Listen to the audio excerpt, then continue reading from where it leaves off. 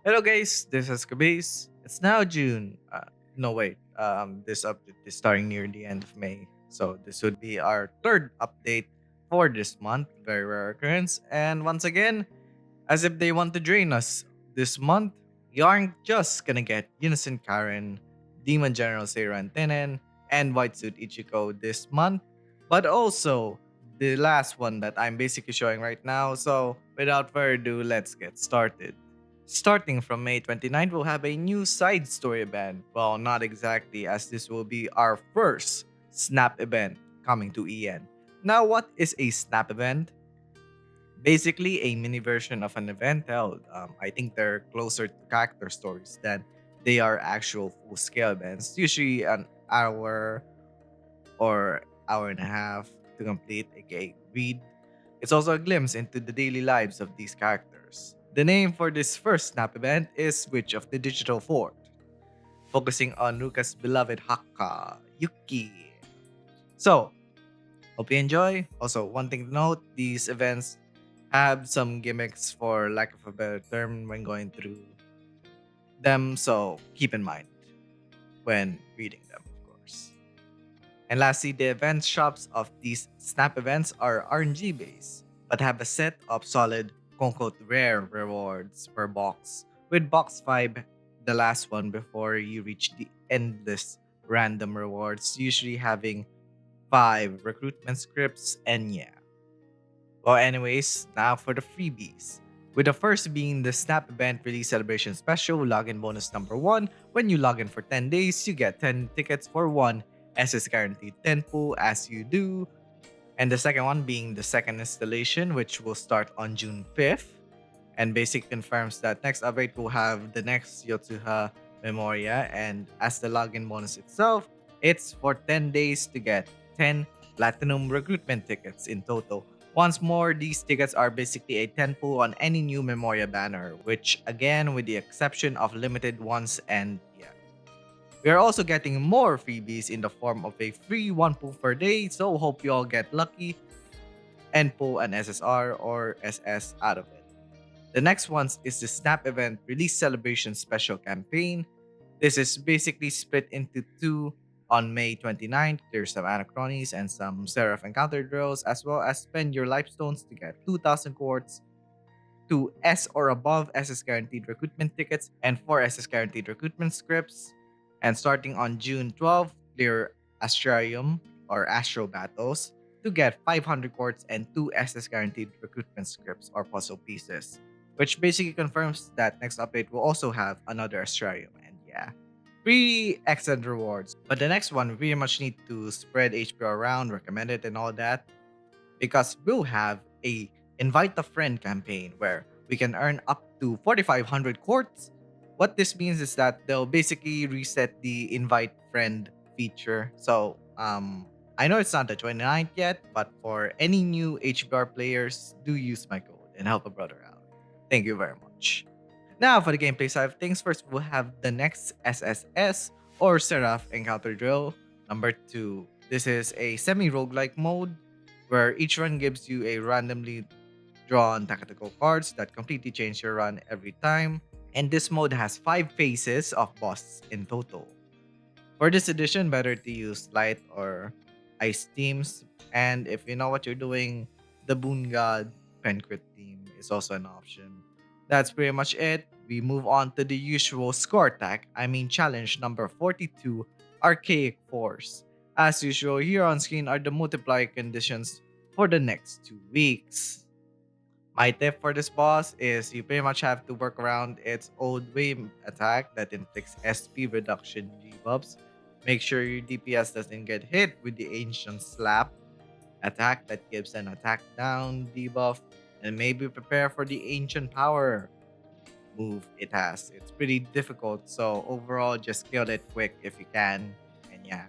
Now we get to the banners, and it's one banner with one new SS Memoria and one SSR Memoria. And once more, they ain't giving us a break. Now, the first one is the SS Evil Smithing Heroism Masuchiro, who is a Thunder Blunt Defender, but who is more so a frontline buffer and situational SP battery that is also a defender. Her EX skill at 15 SP is a 10 hit Thunder Blunt single target attack that also gives a large 5 turn frontline Thunder skill attack up.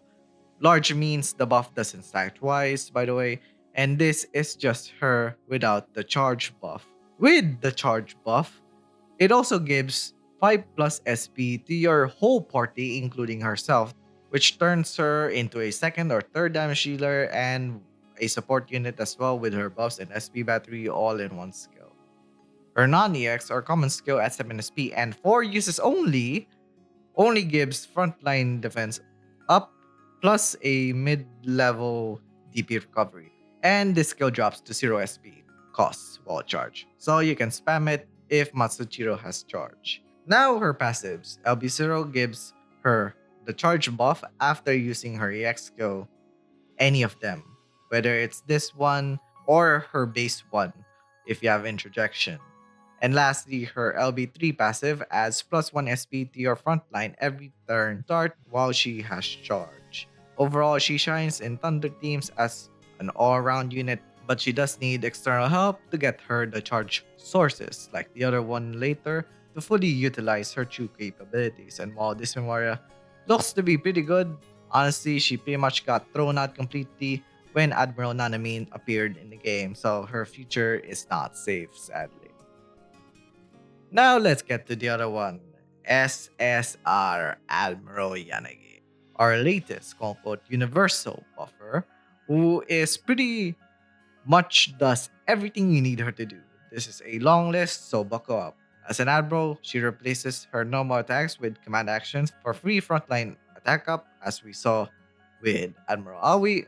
Her 18 SPX skill gives a 5 turn, all large, so it doesn't stack twice. Party skill attack up, crit rate up, crit damage up, and mind eye. All in one skill. Absolutely insane.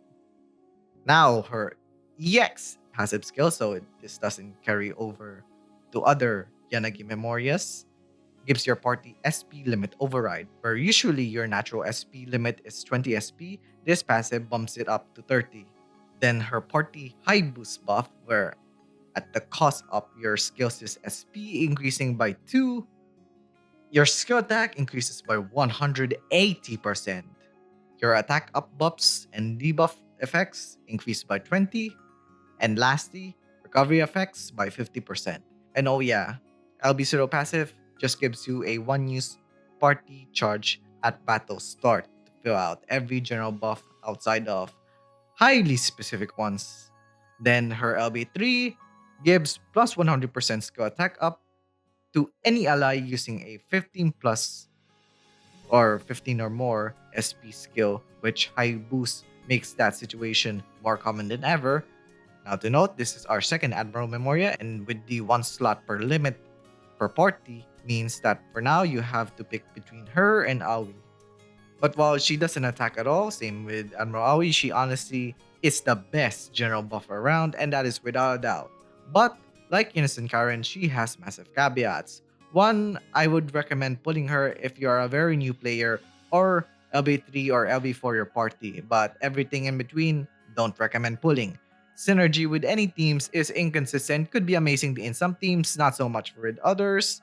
And if element teams finally get their own elemental admirals, she'll only be used on pen crit teams from then on. So overall, she's still safe as she's completely amazing on paper, but do note she has a very quick timer than most, where her use start increasingly dropping in the next few months. And yeah, from an elemental perspective, Matsuchiro is a solid Thunder team piece, but solid is what she is gonna be for the future.